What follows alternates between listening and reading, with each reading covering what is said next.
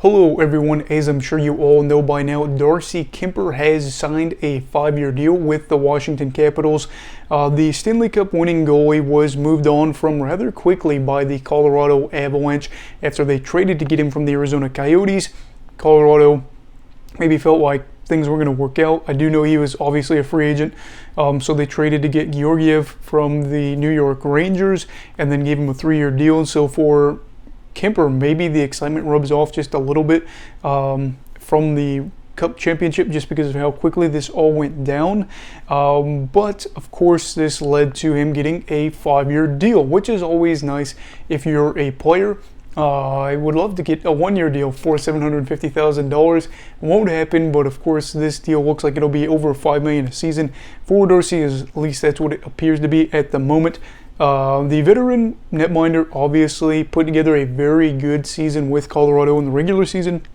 Posted a record of 37, 12, and 4, along with a goals against average of 2.54 and 5 shutouts on the year.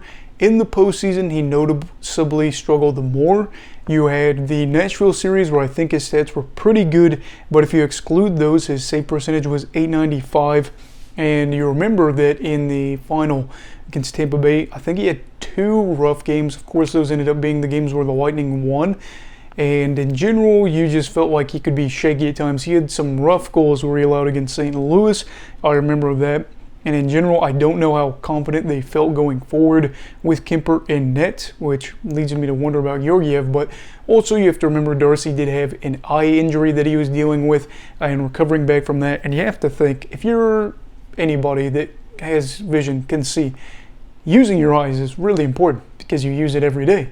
For a goalie, that's even more so important. And for the Capitals, they are hoping that